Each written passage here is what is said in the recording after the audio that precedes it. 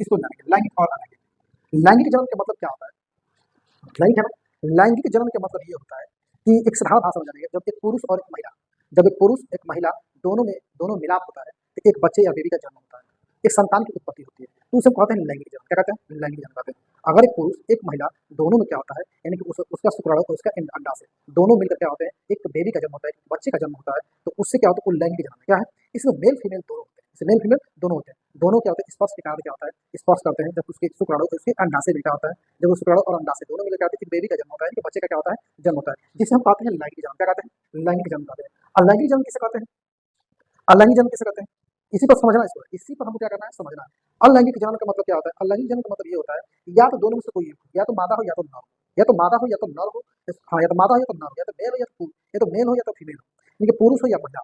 तो उसमें से कोई एक से क्या होता है, कोई एक से मतलब बच्चों की बच्चों की उत्पत्ति तो नहीं होगी, उसका जन्म होता है। लेकिन एक अगर नर होगा चाहे मादा होगा, उससे क्या होगा, संतान की उत्पत्ति होगी। मतलब कहने का मतलब ये है कि उसमें दो मेल और फीमेल की जरूरत नहीं है, सिर्फ एक का जरूरत है।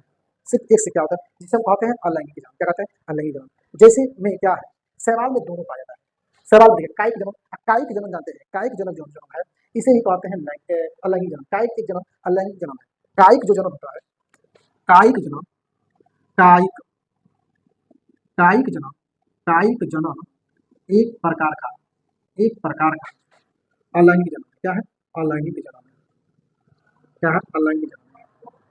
अलैंगिक जन्म एक प्रकार क्या है, अलैंगिक जन्म, एक प्रकार का ये अलैंगिक जन्म। तो ये कायिक और अलैंगिक दोनों एक ही है। ठीक है? इस लैंगिक जन्म से होता है क्या होता है, लैंगिक। लैंगिक शैवाल में दोनों प्रकार से होता है, लैंगिक से भी होता है और अलैंगिक से भी होता है। लैंगिक से भी होता है और अलैंगिक से, यानी कि ये तीनों ऑप्शन क्या होगा, सही होगा, यानी कि ऑप्शन नंबर कौन जाएगा, ये जाएगा। तीनों से होता है, कायिक जन्म, लैंगिक जन्म, अलैंगिक जन्म।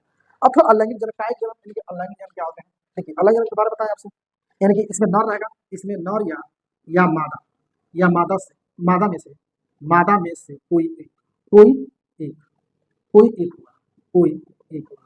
एक अगर नर और मादा, नर और नर और मादा, नर और मादा दोनों क्या हो गए, दोनों दोनों ये दोनों से, ठीक है, ये दोनों से होते हैं।